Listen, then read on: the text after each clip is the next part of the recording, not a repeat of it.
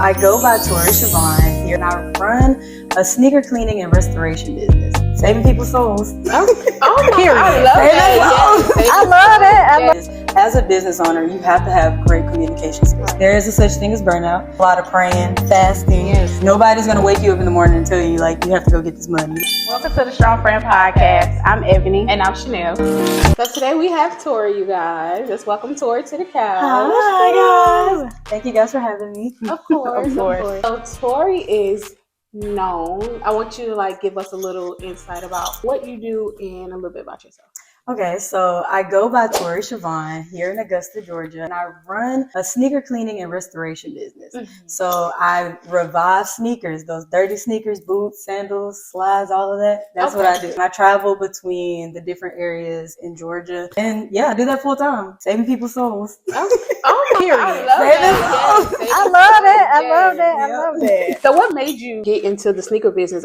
This is like a passion for you. So I've always been into sneakers, Mm-hmm. but sneaker cleaning started 2 years ago. I had a bunch of dirty sneakers and I did not know what to do with them. I didn't want to give them away, but I was like, I don't know how to clean them. What I did was I went on YouTube, bought some cheap little cleaners, and I started to clean my own, and they came out really nice. Right. So after that, I kind of was researching Big Almighty, some of the really good sneaker cleaners. Yeah. And I was like, okay, wait, this is a lucrative market. There's not anybody, around here that does it. Nobody touching it. Exactly. So I was like, okay, let me gather a few of my friends who are big sneakerheads. Let me just ask them, can I do a couple of their sneakers for free? So I started to do them for free and wanted to get some of their feedback, and they were like, Torie, this is great work. Right. Yeah. So it really kind of snowballed from there. And now we're here. That is amazing. Yep. Because the industry that you're in, a lot of females is not in the industry. No. So did you have any doubts going into it? Not any doubt, because like you said, since no one really did it, Mm-hmm. it was really just pressure of okay, can I keep up? Right. Can I keep this same quality of work up, good turnaround time, all of that. It wasn't really the female aspect about it, but it was more so can I make this a thing? Yeah. Can I stay make afloat? Exactly. I love that for you. Thank you. So can you tell me about any things or objectives that you might run into that nobody really talks about with being an owner of a specific business? Issues? Yeah. Yes, obstacles that you run of into. course. Okay, so the one big one for sure is communication. Mm-hmm. Communication is a big thing, because what I've learned since starting the business, even before starting the business, is as a business owner, you have to have great communication skills. Right. Because you can be talented, I can be able to clean your shoes, Right. but if I can't communicate, hey dude, I can't fix this, Right. this. Or even just pickup times, if I'm not able to communicate that I'm going to be here at a certain time, people look at that. Yeah. They look at that. So it's more than just cleaning the sneakers, it's the communication aspect. Also, a big obstacle, finance.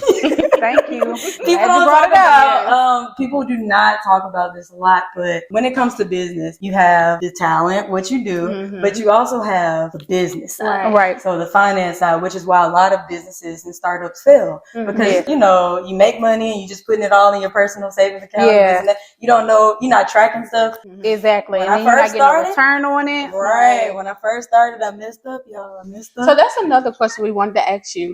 Is it just you? Are you a one-man army, or do you have a team behind you? So right now, it's me. I have my sister and my dad. Okay. They kind of help little cleaning here and there, but really it's me. I do all my content. I do the majority of the sneakers. I touch every sneaker that comes in. I handle my finances, which is to revert back to that, which is why I'm still lacking in that piece. It's a lot. It's a lot because you have to wear every hat. Right. As a business owner starting up, if you don't have the funds to pay for a CPA or to pay for, someone to clean the sneakers and things like that, you have to take on all those hats. So I'm doing a lot of that myself right now. By the help of the Lord, we make it. I know that's right. But do you feel like there's benefits from you doing it by yourself versus you doing it with a team? Yes, definitely. There's benefits for sure. So for one, my personality. One thing about it is, for instance, if I had someone just picking up the sneakers for me and they just were like, hey dude, let me, I'll take your sneakers or whatever, you don't have no personality. Right. Not You making know, that connection. You're not making a connection. I message all of my customers. Most of them have my number or, you know, they have direct contact to me. If I had like a huge team, I probably wouldn't be able to do that as much. So I try to keep that personable aspect to my business. And like I said before, communication and things like that. So that's what we're doing right now. Now in the future, I do want a bigger team. That's what we're working on. Do you have a preference? Oh, yeah, definitely. We're going to speak that to existence because you definitely been doing your thing. Also, we wanted to congratulate you. I think you went to the SBA Awards. Yes. So we wanted to give you your flowers on that. That is amazing. How did you feel? Shocked. I was so shocked. I was promoting it, but I wasn't sure that I was going to win in that specific category. But thankfully, I have a good support system behind me. So. But I've been like boosting you up forever. Ever since you told me, I was like, Torie, do it. Make it happen.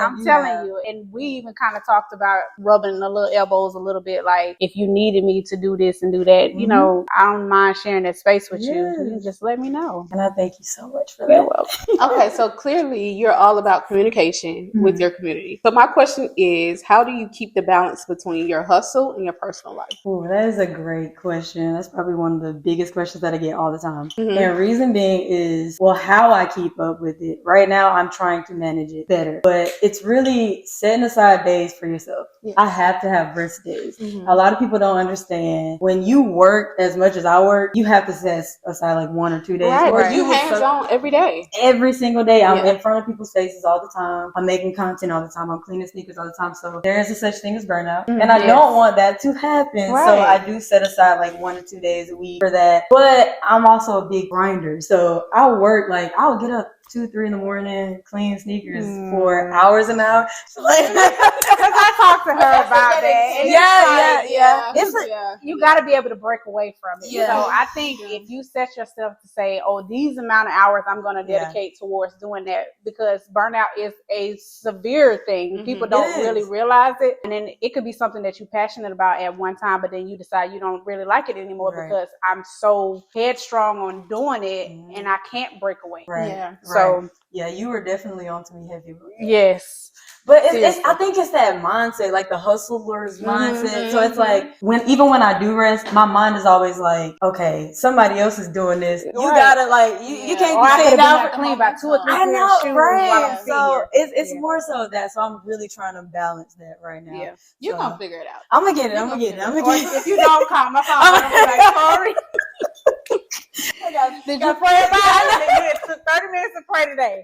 I got 20 minutes for you right now.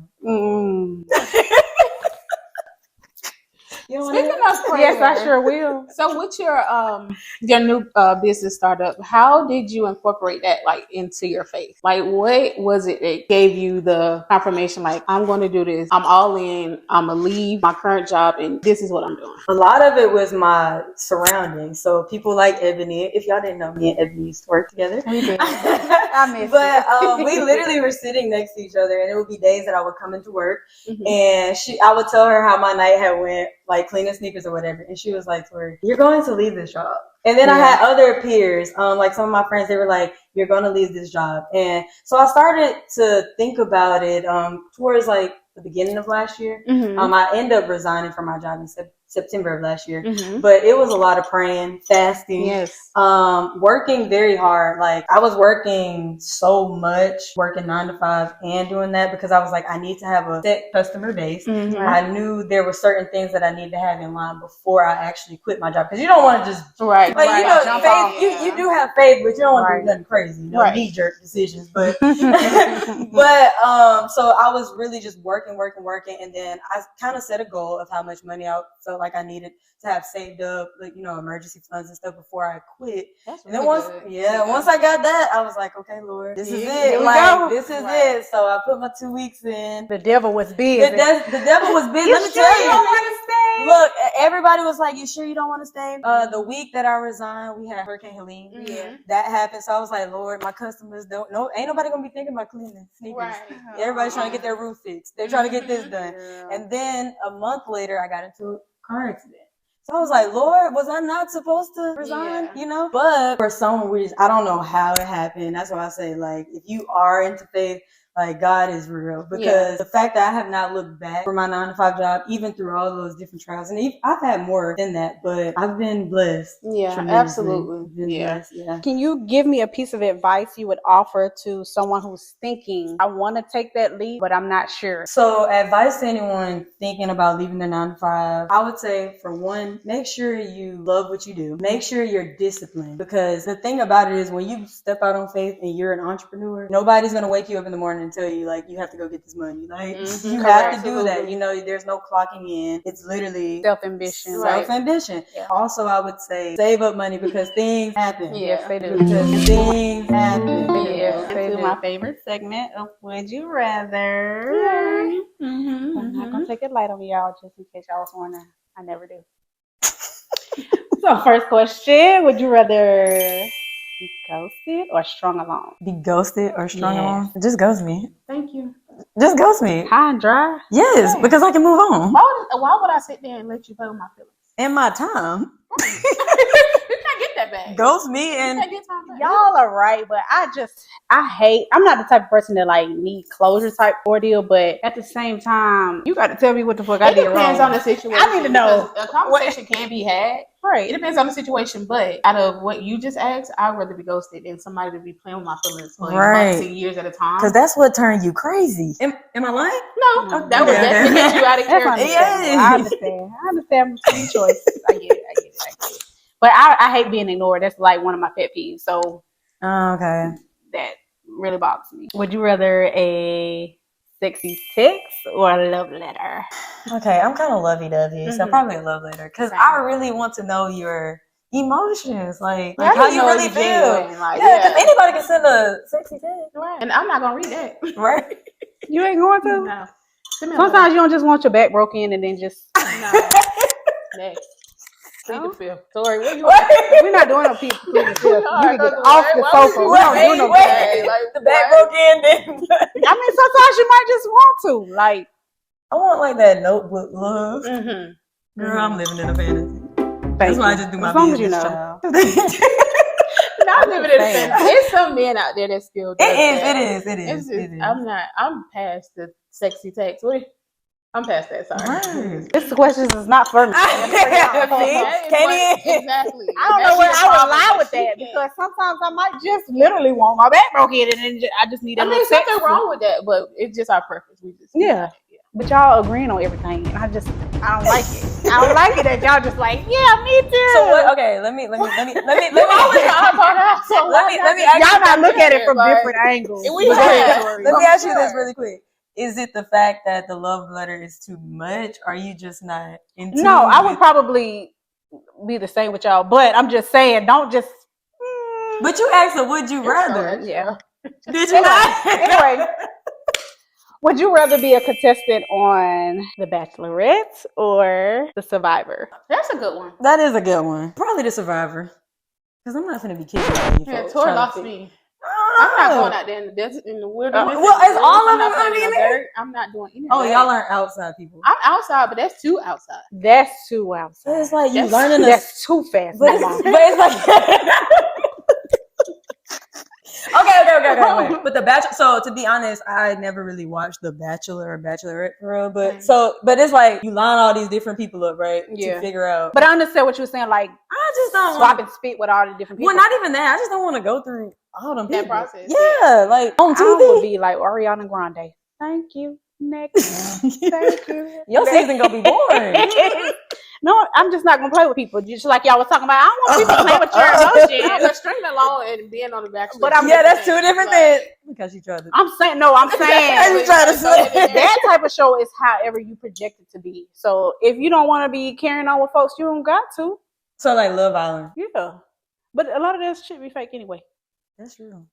Well, if it's fake, then let's do Bachelor content. then. You know what I'm saying? But see, if it's fake, But you think I'm finna sit out there and get my ass ate up by spiders and Exactly. ants? And that's just God. small things. Let a tiger come out there while you laying down in one of them damn tents that you done built up off of But 3 it's like leaves. Survivor. It's like Not. skills though.